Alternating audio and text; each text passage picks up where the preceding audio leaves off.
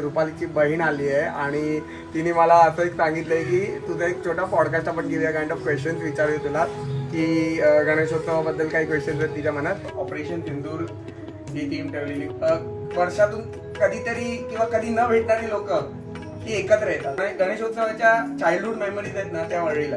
एक वर्ष तर मला अजून पण आठवते, माझी बहीण हरवलेली तर मोदक, उकडीचे मोदक, आणि ते पण माझ्या आईच्या हातचे उकडीचे मोदक. सो कलेचा देवता म्हणून मी तरी बाप्पाला माझ्या कलेचा देवता म्हणून मानतो. आणि कारण यंदा नवीन घरामध्ये म्हणजे यंदाचा गणेशोत्सव थोडा स्पेशल आहे, एक्स्ट्रा स्पेशल आहे बिकॉज हे नवीन घरामध्ये आहे. सगळ्यांचा दिवस खूप जास्त डिफिकल्ट असतो. चुकले आमची काही त्याची क्षमा असावी. आणि फक्त माझ्या आईचा चेहरा बघतो दरवर्षी, मला सवय आहे, मी माझ्या आईचा चेहरा बघतो आणि आईच्या डोळ्यांमध्ये पाणी बघतो. बाप्पाचं विसर्जन झाल्यानंतर मी घरी येऊन कॅलेंडर मध्ये बघतो की पुढच्या वर्षी गणेशोत्सव कुठल्या तारखेला आहे. त्या घरचा बाप्पा गेल्यानंतर मला जास्त इमोशनल नाही होत, पण जो गणपती सार्वजनिक असतो ना तो गेल्यानंतर त्या दिवशी मी लिटरली रडतो. कारण मला काय वाटतं माहिती का, माझा घरचा बाप्पा गेल्यानंतर मला कुठेतरी गणपती बाप्पा बघायला भेटणार आहे. पुढच्या वर्षी असं मी ठरवलंय की जर मी थीम करायला घेतली ना पुढच्या वर्षी, तर मग मला असं वाटत नाही की मला घरामध्ये लोक घेतील.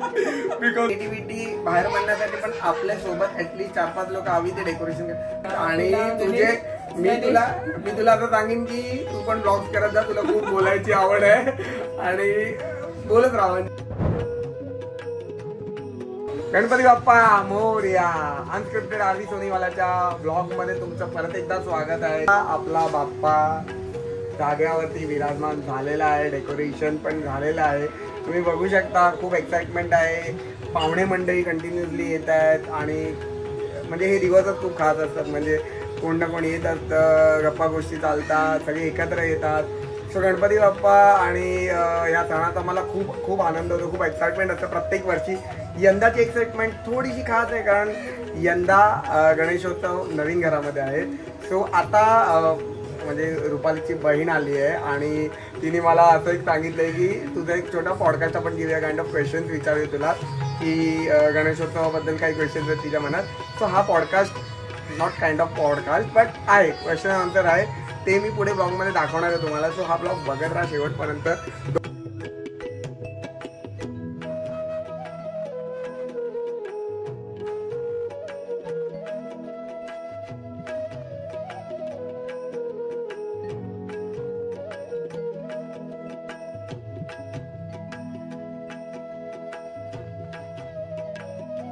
हॅलो, नमस्कार मंडळी. आज मी रोहितच्या घरी गणपती बाप्पाचं दर्शन घ्यायला आलेले आहे आणि आज आपण खूप साऱ्या अशा गप्पा मारणार आहोत आणि रोहितच्या अशा नवीन घरामध्ये ज्या त्याच्या गमतीदार ज्या गप्पा आहेत त्या आता आपण पाहणार आहोत.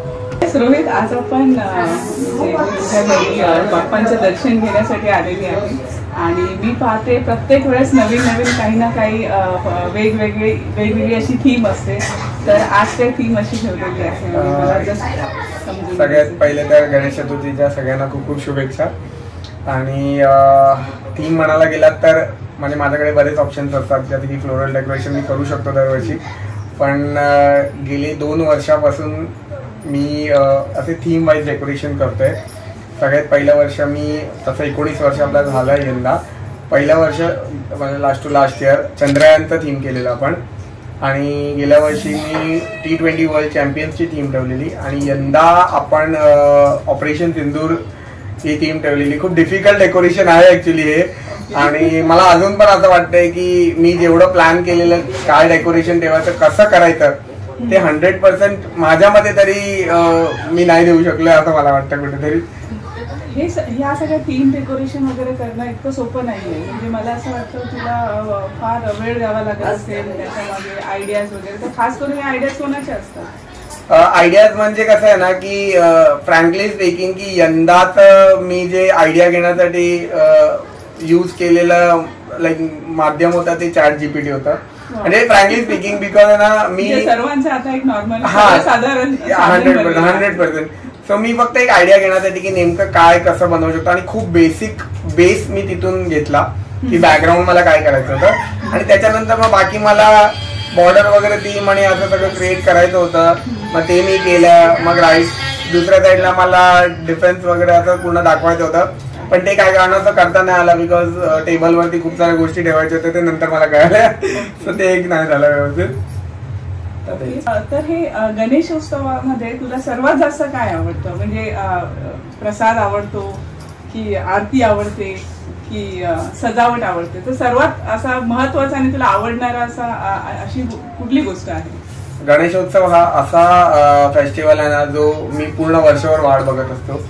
ठीक आहे. आणि सगळ्यात जास्त मला या सणाचं आवडणारी गोष्ट ही आहे की वर्षातून कधीतरी किंवा कधी न भेटणारी लोक ती एकत्र येतात आणि गेस्ट लोकांना वेलकम करायचं, गप्पा मारायच्या त्यांच्याशी, बाप्पासोबत फोटो काढायचा आणि ते सगळ्या गोष्टी मी खूप एन्जॉय करतो. म्हणजे लोकमान्य टिळकांनी हा सण जो सुरुवात केलेली ते होतं सगळ्यांनी एकत्र येण्यासाठी. एक्झॅक्टली. सो तेच माझं पण आहे की सगळे एकत्र येतात ना, त्याचा आनंद मला सगळ्यात जास्त होतो. Very nice, very nice. तर मी पाहते की तू आता जसं म्हणालास गेल्या 19 वर्षापासून तुम्ही गणेशोत्सव हा साजरे करताय आणि म्हणजे घरी तुमच्या गणपती आणताय. तर मग लहानपणापासून अशा तुझ्या कुठल्या आठवणी आहेत ज्या गणेशोत्सवामध्ये तू एन्जॉय केलेल्या आहेत आणि तुला त्या आता सांगाविषयी वाटतं? 19 वर्ष झाली म्हणजे गणपती आम्ही इथे आणतोय, पण वर्तकांचा जो मूळ गणपती आहे ना तो वरळीला असतो. आणि लहानपणी किंवा गणेशोत्सवाच्या चाइल्डहुड मेमरीज आहेत ना त्या वरळीला आहेत. बिकॉज आम्ही कझन्स एवढी मजा करायचो ना आणि इतके आम्ही मस्ती करायचो, इतके भांडायचो ना. आणि आता पण आम्ही दर्शनाला तर जातोच तिकडे, पण त्या आठवणी आहे ना गेल्यावर तिकडे त्या सगळ्या एकत्र म्हणजे ते आम्हाला आठवतात की कशी एन्जॉयमेंट करायचो, कशी आम्ही भांडायचो, शाळेला सुट्टी घ्यायचो 7 दिवस आधी, गणपती तिकडे जायचो. 1 वर्ष तर मला अजून पण आठवते माझी बहीण हरवलेली विसर्जनात. सो त्या मेमरीज खूप आवडत, म्हणजे बोलताना मला ते आठवलं आणि मजा यायची, खूप मजा यायची. म्हणजे वरळीला खूप मजा यायची आणि आता देखील इकडे देखील खूप मजा येते गणेशोत्सवाची. म्हणजे माझा सगळ्यात फेवरेट फेस्टिवल आहे. गणेशोत्सवामध्ये तुम्ही प्रसाद बनवतच असाल, तर प्रसादात खास असं काय बनवतात किंवा आज काय बनवलं? या प्रश्नाचं उत्तर तुम्हाला 12 महिन्यात कधी पण विचारलं तरी माझं एकच असणार, मोदक. उकडीचे मोदक, आणि ते पण माझ्या आईच्या हातचे उकडीचे मोदक. ते तर फेमस आहेत. म्हणजे माझ्या इथे पहिल्या दिवशी आणि शेवटच्या दिवशी जेवढे पण गेस्ट येतात ना ते उकडीचे मोदक खातात. आणि ते खूप म्हणजे असं आहे की ते उकडीचे मोदक खाल्ल्याशिवाय काय, म्हणजे त्या लोकांना पण हे नाही होत की बाबा उकडीचे मोदक नाही मिळाले यंदा. तो आई कंटिन्यू मोदक बनवत होती. आई आता देखील मोदकच बनवत होती. त्या पॉडकास्टच्या आधी पण आई मोदकच बनवत होती. सो मोदक तर फेमस आहे. Very nice.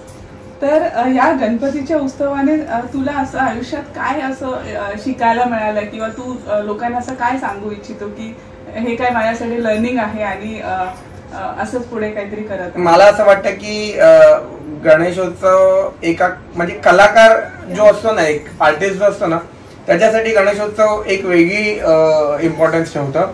Because right from decoration to म्हणजे जी मूर्ती मेकिंग पण असतं, म्हणजे जो मूर्ती घडवणारा असतो तो आर्टिस्ट, तो पण एक आर्टिस्ट असतो. सो कलेचा देवता म्हणून मी तरी बाप्पाला माझ्या कलेचा देवता म्हणून मानतो. आणि जे डेकोरेशन, सजावट आणि या सगळ्या गोष्टी, म्हणजे मला असं वाटतं की प्रत्येकाने जो कोणी घरात गणपती आणतो त्यांनी प्रत्येकाने सजावटीवरती खूप लक्ष द्यायला पाहिजे. असं नाही करायला पाहिजे की हा यार गणपती येतोय त्याला 1 दिवस आधी काहीतरी करा आणि गणपती बसा. करा तर व्यवस्थित करा आणि डेकोरेशन पण असं करा की लोक येतील त्यावेळेला ते लोक विचारतील यार मस्त केलं. सो त्या हिशोबाने सजावटीला सर्व प्रकारच्या आर्टिस्टला एक वाव मिळतो आणि गणेशोत्सव हा त्यांच्यासाठी एक अपॉर्च्युनिटी घेऊन आलेला असतो. 100% तसंच अपॉर्च्युनिटीज असतं एक प्रकारे. ओके. मला असं वाटतं आता 5 दिवस गणपती आहेत तुमचे, 7 डेज. ओके. तर 7 दिवसामध्ये आणखी काय प्लॅन्स आहेत किंवा काय करणार आहोत? माझी म्हणजे सगळ्यात प्लॅन्स असं म्हणायला गेलं तर पूजा आहे संडेला. सो त्या दिवशी बरेच गेस्ट येणार आहेत कारण यंदा नवीन घरामध्ये म्हणजे यंदाचा गणेशोत्सव थोडा स्पेशल आहे, एक्स्ट्रा स्पेशल आहे बिकॉज नवीन घरामध्ये आहे. सो यंदा खूप पाहुणे येणार आहेत. ते तर माहिती आहे 31 ला संडेला ठेवली आम्ही पूजा. सो खूप गेस्ट एक्सपेक्टेड आहे. आणि पुढे मला अजून असं वाटतंय की म्हणजे थोडं जे प्लॅन्स आहेत काहीतरी बाकी आहे, म्हणजे रनवे वगैरे बनवायचं आहे. सो माझा प्लॅन आहे की बिफोर संडे मी थोडे लाइटिंग वगैरे आणि रनवे वगैरे बनवून थोडंसं another part of the decoration थोडासा अजून अट्रॅक्टिव्ह करण्याचा माझा प्रयत्न राहील. रोहित, शेवटचा प्रश्न मी विचारू इच्छिते. ज्यावेळेस आपण गणपतीचं विसर्जन करतो त्यावेळेस तुझे भावनिक आपले जे क्षण असतात त्याबद्दल तुला काय सांगावं असं? भावनिक क्षण म्हणजे इमोशनल पार्ट असतो तो, म्हणजे शब्दात सांगता येऊ नाही शकत. आता तू विषय काढल्यावर पण गुजबम्स आलेत की विसर्जनाचा दिवस खूप खूप जास्त डिफिकल्ट असतो. आणि म्हणजे आम्ही ना जवळजवळ 6-7 वाजेपर्यंत मूर्तीच नाही काढत नाही. म्हणजे मला अजून पण आठवते म्हाडातल्याच घरांमध्ये की आरती असते ना शेवटची, ती आरतीमध्ये लिटरली डोळ्यात पाणी येतं. ती आरतीमधली ती एक लाईन आहे, चुकले आमचे काही त्याची क्षमा असावी. ते जेव्हा शब्द निघतात ना तोंडातून तेव्हा गुजबॉम्ब्स येतात. त्या क्षणी फक्त माझ्या आईचा चेहरा बघतो. दरवर्षी मला सवय आहे, मी माझ्या आईचा चेहरा बघतो आणि आईच्या डोळ्यांमध्ये पाणी बघतो, कारण की तो क्षण खूप डिफिकल्ट असतो. गेल्या वर्षी जेव्हा जुन्या घरामध्ये शेवटचा गणेशोत्सव होता त्या घरामधला, तेव्हा सदा सर्वांना बोलताना पण मला इतकं भरून आलेलं, म्हणजे मला ते आठवून पण आता डोळे भरून आलेत. सो बाप्पाच्या विसर्जनाचा दिवस माझ्यासाठी खूप डिफिकल्ट असतो. आणि बाप्पाचं विसर्जन झाल्यानंतर मी घरी येऊन कॅलेंडरमध्ये बघतो की पुढच्या वर्षी गणेशोत्सव कुठल्या तारखेला आहे. सो डिफिकल्ट क्षण असतो माझ्यासाठी, नाही प्रत्येक बाप्पा भक्त जो आहे ना त्याच्यासाठी हा दिवस खूप खूप जास्त इमोशनल असतो. आणि असं नाहीये की ज्याच्या घरी गणपती असतो त्याच्यासाठीच इमोशनल मोमेंट असतो, सर्वांसाठी इमोशनल मोमेंट असतो. कारण की हा घरात फक्त माझ्या आहे पण सगळीकडे तो बाप्पा आहे, म्हणजे सगळीकडे आहे, म्हणजे सर्व ठिकाणी जल्लोष असतो, सगळे लोक. आणि मला एक फक्त नमूद करायचं इकडे की माझ्या घरचा बाप्पा गेल्यानंतर मला जास्त इमोशनल नाही होत, पण जो गणपती सार्वजनिक असतो ना तो गेल्यानंतर त्या दिवशी मी लिटरली रडतो. कारण मला काय वाटतं माहिती का, माझा घरचा बाप्पा गेल्यानंतर मला कुठेतरी गणपती बाप्पा बघायला भेटणार आहे, पण 11 दिवसाचा गणपती जेव्हा जातो ना त्यावेळेला जी फिलिंग असतं ना की बघ, माझी आई कंट्रोल नाही करू शकली आता बॅकग्राऊंड मध्ये बोलली मी, कारण की ती भावनाच वेगळी आहे, विसर्जनाची भावना वेगळी. आता तू विचार कर, हा पॉडकास्ट मी ना, हा लास्ट क्वेश्चन मी कधी विसरणार नाही, बिकॉज गणपतीच्या पहिल्या दिवशी तू विसर्जनाबद्दल जर विचारलेस आणि सगळे इकडे बसलेले, मला असं वाटतं की इथे बसलेले प्रत्येक व्यक्ती थोडा तरी एक 1-2% इमोशनल झाले या क्वेश्चन वरती. इमोशनली असाच क्वेश्चन आहे. जसं तू म्हणालास की मी पुढच्या वर्षाची वाट बघतो, तर पुढच्या वर्षी नवीन असं काय तुझ्या डोक्यात आयडिया?